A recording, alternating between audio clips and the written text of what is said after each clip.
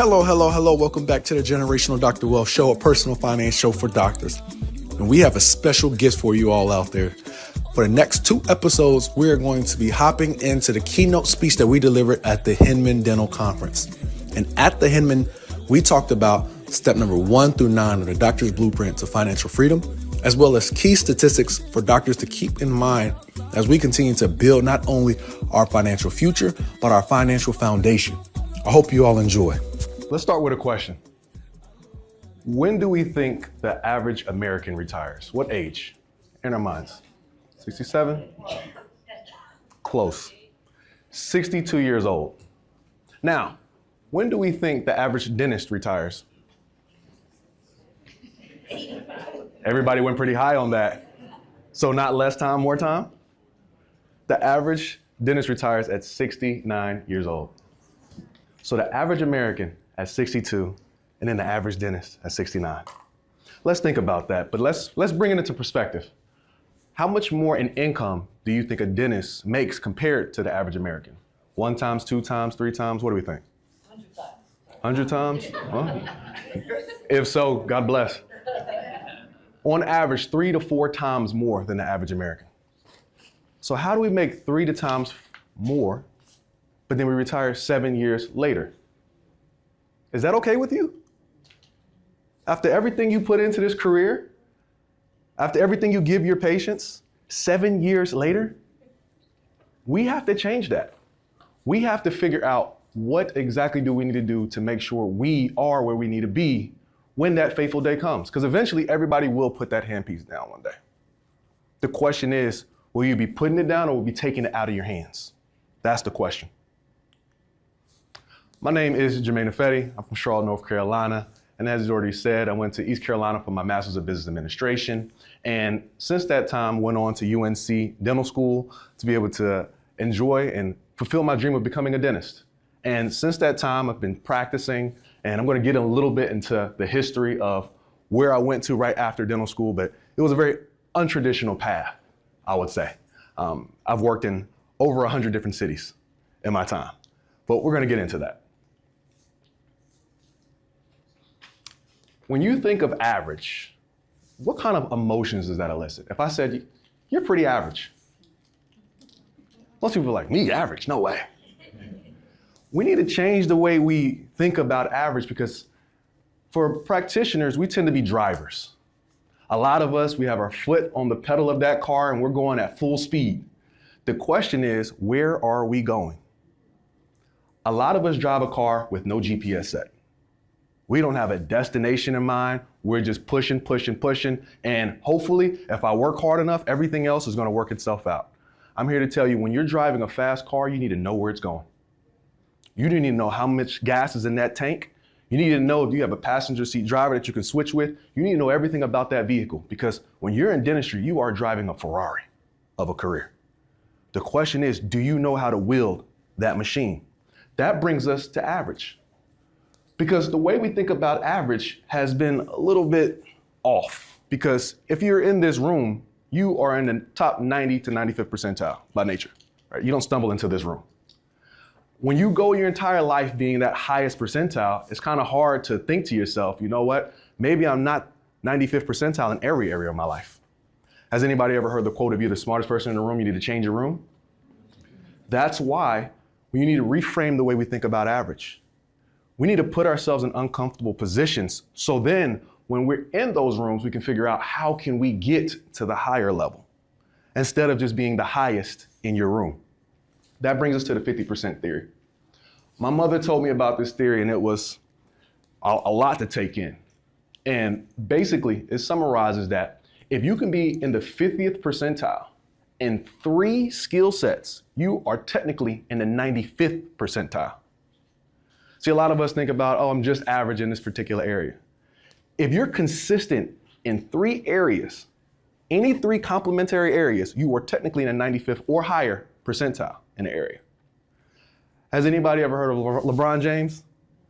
LeBron James is not the best shooter, not the best passer, not the most athletic player that the NBA has ever seen. Yet, he is the highest scoring player the NBA has ever seen. He combined different skill sets to put him into a rare air. And that's how I like to think about it. How can I combine skill sets to put myself into a higher echelon? Anybody ever thought about why is the lion the king of the jungle? It's not the tallest, right? It's not the fastest, that's the cheetah. It's not the biggest elephant, right? Yet it is the king of the jungle. Because the lion has found a way to combine its assets to put itself on top of the food chain. The question is, what assets do you already have within you that you can put together to put you on top of your own life food chain? If you've been listening to the show, you probably heard us talk about the doctor's blueprint, the 9-step framework that helps doctors go from 6-figure debt to financial freedom. But a lot of listeners have asked the same question. How do I apply this to my own situation? That's exactly why we created the Dr. Wealth Blueprint Plan. It's a personalized financial roadmap designed specifically for doctors. We walk through your entire financial picture, your debt, insurance coverage, saving strategies, investment plan, and long-term goals. And then turn it into a clear step-by-step plan based on the doctor's blueprint. If you're interested, just text the word blueprint to 704-336-9313, and we'll send you the details and application. Again, that's blueprint to 704-336-9313 to learn more about the Dr. Wealth Blueprint Plan. That brings us to the next level. My mother challenged me. She said, you know what? These 4 areas, forget 3, we're going to take it to 4. You're going to go 99th percentile. These are the 4 areas you have to succeed in, or I don't want to hear anything about anything else. So she challenged me. Number 1, you cannot succeed in dentistry if it costs your family. And I said, you know what? How can I make sure that doesn't happen? Because I know I want to work a lot. How is that going to happen? So I married a hygienist.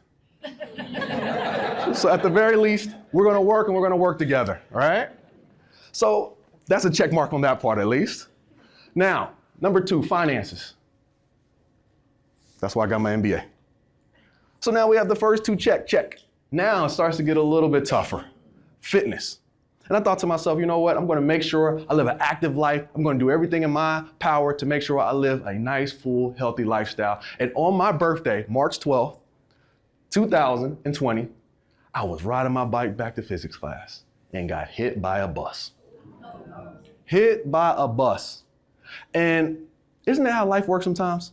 You can do everything in your power to do the right thing, but some things are out of your control.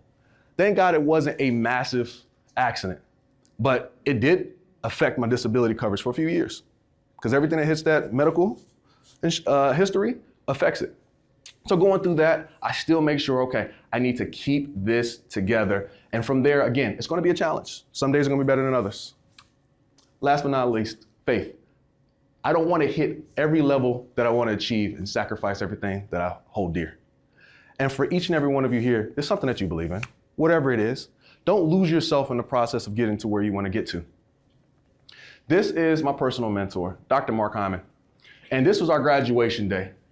And as I was reflecting, trying to figure out what exactly am I going to do after dental school, I remember talking to, again, my amazing counselor of a mother, and I told her, when I graduate, I'm going to go straight into practice ownership. I already have my MBA. Let's do this thing. Let's rock and roll. And of course, I looked on to her. She looked back at me, and she wasn't smiling. She said, absolutely not.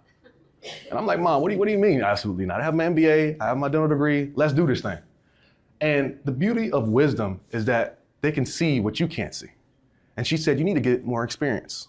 To serve your patients best, your experience is going to go a long way as you go deeper and deeper into your career. So I said, okay, I need to formulate a plan. How do I get as much knowledge in my brain as possible to be able to hit the levels that I wanted to hit? So I came up with a plan. I actually talked to my brother. He's a CPA. And I said, you know what? I want to become a travel dentist. What exactly does that look like on a 1099? I don't understand all this stuff. We didn't learn that stuff in business school, weirdly enough. We learned everything else but tax stuff. And then they said, okay, this is what you need to do.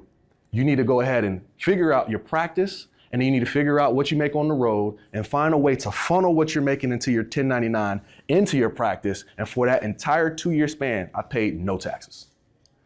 And that's what happens when you have synergy in your life and your finances. They should be working hand in hand, because when they're working hand in hand, you'll start to see the kind of outcomes that no one else could possibly see. So as we reached graduation day, the first thing I did before graduation was I signed 2 travel contracts. and I was traveling between 2 different practices. And I quickly learned I like this. I don't want to be in just Charlotte, North Carolina. I became duly licensed in North and South Carolina, and I decided I wanted to go to the most remote areas of the most remote areas. I want to go where no other dentist is. I want to go to the counties that I'm the only dentist in the county. I want to go where I'm needed the most. And after 100+ cities, I've traveled as far up north in North Carolina as far down in South Carolina and served over 80 different nursing homes, 100 different cities. It was an absolute blast, and I loved it. And as I'm going through the process, I'm thinking to myself, you know what? I'm actually starting to enjoy this. Practice ownership, whenever it comes, it comes. And sometimes you can get a little comfortable. And you can tell yourself, you know what? Where I'm at is a really good place. And as I was just getting to a point of comfortability, that's when I finally got the call. Been working with brokers for years, asking them, you know what? I want to practice, because I started asking even before dental school, like was concluded. I need to practice in Charlotte, North Carolina, Charlotte, North Carolina, Charlotte, North Carolina. My parents lived there, her parents lived there. And when I finally got the call, they told me, we found the practice for you. And I knew, finally, this is the moment. I'm going to realize all my dreams. I'm going to get the practice. I already have the experience. I have the knowledge. I'm ready to serve my patients. And what came my way was not what I expected.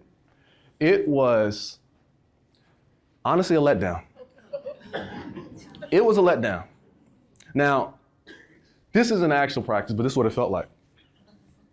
It felt completely abandoned. It felt neglected. And I thought to myself, I am in for a treat. I was excited. Everybody around me was like, this is an abandoned practice. What are you going to do with this thing? And I said, all I need is 4 walls. All I need is 4 walls to make my dreams come true. So when they gave me that practice, they told me this is what it is. I said, let's absolutely do it. And again, back to good mentorship.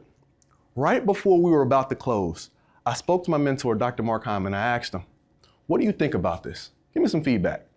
And he told me one piece of information that changed the entire financial trajectory of our family. He asked, do they have charts?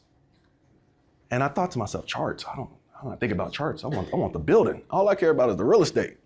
So I ended up asking, do they have charts? And they said, absolutely, yes, there are charts. They're up for sale if you want them. He didn't know what to do with them. In the state of North Carolina, it has to be maintained for 10+ years, even after he retires. So I said, okay, let's purchase the charts. So I offered them $4,000 for 6,000 charts. And he said yes. They were inactive charts. They didn't promise if anything will come of this. I said, you know, at the very least, $4,000. If it works out, fantastic. If not, it was a vacation. That's how I thought about it. I have nothing to lose here. So we went all in. I set my eyes on that one goal. And that brings us back to average. I thought to myself, I don't necessarily need to be 95th percentile in my first year. How do I just hit the 50th percentile of all dentists nationwide? Because a lot of us like to skip average on our pursuit to excellence, but not understanding it's a stepping stone. So a lot of us need to identify where do we want to go and what steps are in between. You don't have to jump across the entire lake. How do you just get to a solid footing? What's the next step for you? So that was our goal. How do we become ADA average in our first year? Because if we do that, that is tremendous. Because when it comes to startups do about $350,000 to $450,000 in their first year. So if we hit that, we're in rare air. And that's when it comes back to, you need to change your target. If my target was be an average startup, then I would have got the average startup outcomes. But instead, I raised where I was shooting for, which was the entire ADA. So after the first year of full ownership, we actually surpassed that goal. We had 800,000 in the first year.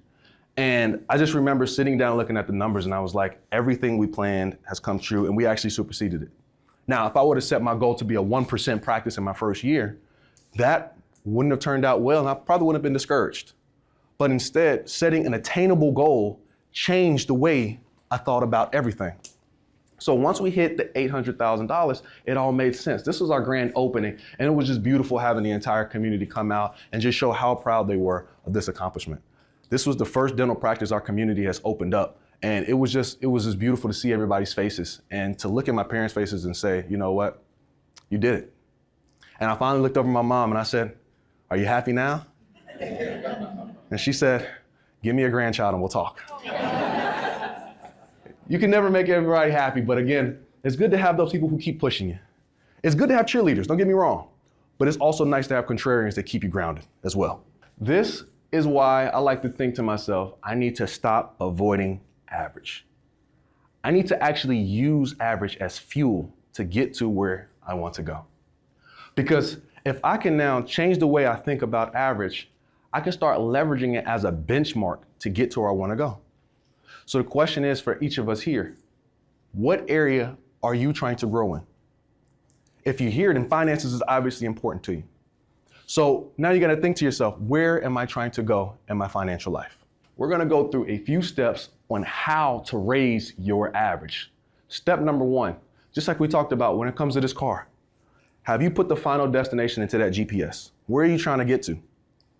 Is it retirement at age 69? Is it retirement at age 55? Or more importantly, do you want to be independent of dentistry by age 55? And practice because you love it, not because you have to. Because the ability to practice because you want to changes the way you think about dentistry. I remember when my mentors told me that once you get into a solid financial place, the way you see patients change. What's an MOD stays an MOD. It doesn't become a crown. What is borderline gingivitis cleaning doesn't turn into SRP. And that's why we have to, it is incumbent on our patients need us to be financially free. Because when we are financially free, we provide the best dentistry for our patients. Let me ask you this. If you were going to an orthopedic surgeon, would you hope that your orthopedic surgeon was financially free? Or would he say replace everything? So think about that. There's a reason that patients are afraid to come to the dentist. They don't know if, just like going to the mechanic, do I need an oil change or do I need a whole new car? I don't know. Because I can't read the x-rays. I don't know what's going on. I'm going to trust this person. And that's why Google reviews are so important to them. They need to know, can I trust this person? Because I don't know apples to apples, oranges to oranges. So it's incumbent on us to put ourselves into a good financial place so we can make the best decisions for our patients. So this isn't a financial talk. This is more, honestly, more clinical than we actually think it is. Number two, you want to identify your target. Where exactly do you want to go? We're actually going to go through an easy target later on in this presentation that gives you a nice, simple target to hit. And if you hit it, it will change your entire life. Number three, compound consistently. As we said, you don't have to be 95th percentile in everything. But if you can find a few areas that you're going to do consistently, just compounding those habits is literally going to change your entire area. Number four, measure your progress. If you don't know where you're going and you don't know how much progress you're making, you're going to be in a very tough place. So that's why it's important for you, as you're here today, before you leave Hinman, take a moment to think to yourself, what exactly do I want? You came here for a reason. You left your practices, you left your homes, you left your loved ones to come here. What do you want out of this weekend? How do you know if this weekend was a success? Your time is very valuable. So if you came here, you need to figure out what exactly do I need out of this conference this weekend for this to be a success. This takes us to the paradox.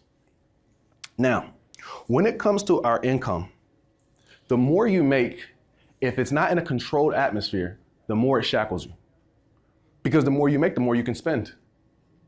When you're in dental school, your lifestyle probably wasn't that expensive.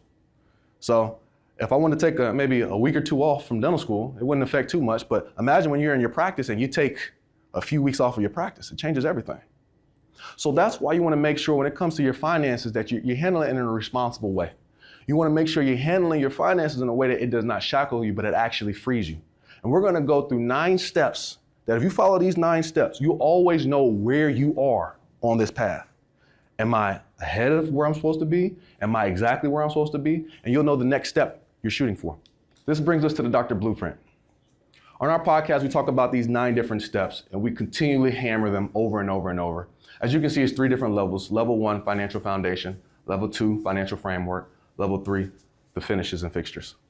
And when it comes to this, there's going to be a QR code at the end. If you scan, we'll send you everything, so no worries. But when it comes to this, when you understand these 9 steps, it'll let you know where you are.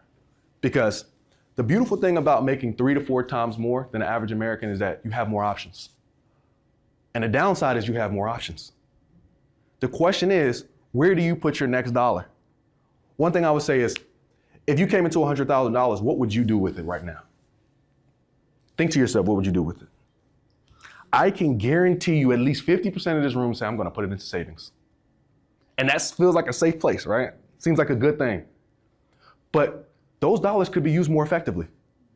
So the question is, where exactly are you on this treadmill? Because once you understand, you'll know where your next dollar is actually supposed to go. You won't invest in stocks before you have insurance. You're gonna make sure you do everything in the proper order. That takes us to our financial foundation. This is, once you get these three in place, you can now move with a lot more freedom. You can feel a lot safer in handling your finances and knowing I'm doing the right thing. See, the reason that a lot of dentists have a hard time when it comes to finances is not because we're not intelligent. You're as smart as it comes. But I'm gonna be frank. You're as smart as it comes. So it's not necessarily an intellect issue, it's that we don't know what to do with the next dollar sometimes. We don't know where it goes, how to handle it. This has to be handled before we even think about investing. Step number one, ensure your foundation. This one is key. When it comes to these three coverages, you're gonna need a lot more. But these are the three foundational ones. When I became a practice owner, I didn't realize how many insurances you actually need. I mean, right now I probably have 15 different policies. But the thing about it is, these three are gonna encompass they're just basically small variants of these different policies. Number one, you need to make sure you protect your income. Imagine putting all this into your career, setting up an entire lifestyle, and one bad ski weekend ruins everything. That's why it's incumbent to make sure you protect your income. And more importantly, you gotta make sure it keeps up. Because a lot of us got policies when we came out of dental school, or maybe an agent talked to us and we got a little bit more coverage. But I challenge everyone here, when you get home, figure out, are you properly insured? You need 60 to 70% of coverage to make sure you're at least amply covered. So to use quick numbers, if you make $100,000 a year, you need to make sure you at least have $60,000 to $70,000 in replacement of income through a disability policy. If not, again, you might have graduated and you only have $30,000. And you say, yo, a disability check, I have it. Do you have it? So you want to make sure we're properly insured. Next, malpractice insurance. You have to protect your license. Because the longer you can practice, the more options you have. You don't want one bad day to change everything. And when I was talking to a carrier, I remember them telling us, malpractice doesn't cover bad dentists. It covers good dentists in a litigious society. Because you can do everything perfectly fine, and one patient just has it in their mind that you are a terrible dentist. Meanwhile, you have hundreds of Google reviews who said the complete opposite. They are amazing. They are the best dentists I've ever had. You have to come experience this. But this person says, I'm going to be the one. I'm going to be the one that changes this dentist's life. They're so privileged. They got everything going for them. Well, not on my watch. That's why we have to make sure we're properly insured. And more importantly, for whatever kind of skill set you have, you want to make sure that your insurance matches it. If you know you do more advanced procedures, maybe just having general dentistry coverage is not enough. Make sure that your coverage matches what you do clinically. Number three, life insurance. I love term insurance. It's the cheapest way to get yourself covered. I'm sure we all heard of whole life and all the different kind of policies out there. I say term insurance until you understand it. Again, being a dental practitioner, we hear a lot about all these different products. And like I want to repeat over and over and over, you are as bright as it comes. If you don't understand it, don't invest in it. Simple. If they can't explain to you in 5 minutes what you're investing in, it's probably not for you. Have we all been pitched something that, like, you know what? The end makes sense, but everything in between doesn't. And I've received policies and it just doesn't make sense. So I implore all of us, do not invest in something you do not understand. That's going to be key. Number two, start your freedom fund. This one is key because when you get that 1 month of income, what is an emergency becomes an inconvenience. So if something happens to the car, if a computer dies, to an average American, that could be life-changing. To you, it's like, man, I got to go to the Apple store. I need to figure out what kind of iPad I want to buy. This is absolutely key. This is, before we talk about investing, because a lot of us hop straight into investing, but we don't even have the basics covered. We need liquid cash, at least 1 month of income. It could be in your checkings account, savings account, wherever it is, easily accessible. And I like to say 1 month of income because we usually hear like 1 month of expenses. The thing about it is, if I ask everyone here, how much did you spend last month? Very few people know. But if I ask you how much you made last month, people usually have a pretty good idea of it. That's why I can say 1 month of income. It's nice, it's easy, it's round, it's a round number. It's a number that you own. Number 3, cut the wealth killers. And this is the last step in our foundation, because imagine if you're investing in the stock market and you have a fantastic year. I mean, you have 20% returns, everything is going spectacular. And you have a credit card eating 25%. You're losing money. That's why this is our foundation. Before we even think about investing, before we talk about real estate, before any of that, we have to have the foundation solidified. We have to make sure we're properly insured, that we have some cash set aside in case something comes up, and then we need to make sure we attack our wealth killers with veracity. See, now the thing about it is, right, a lot of us say, you know what, I always get questions, should I pay off my student loans? And the question, and my answer usually is, maybe. I need to know where you are in these steps. Because sometimes we get blanket advice like it applies to everyone when everybody here is different. So it's important for us to understand, where are we on these different steps? Because if you have credit cards that you're paying 20% on, no, I don't want you paying off your 5% student loans. It's not the proper time. Once we get this solidified, this takes us now to our financial framework. These are the studs that hold up your entire financial life. This is the framing of the house here. This is what's honestly going to carry you forward into the future. When you get these 3 right, everything else financially starts to compound and build and grow and grow and grow. This show is for educational and entertainment purposes only and is not intended to be financial, legal, or medical advice. We are not acting as your personal financial advisors. The strategies discussed are general in nature and may not be appropriate for your individual situations. You should always consult your own qualified financial, tax, and legal professionals before making decisions about your money. The host and guests are not responsible for any actions you take based on the information shared on this show.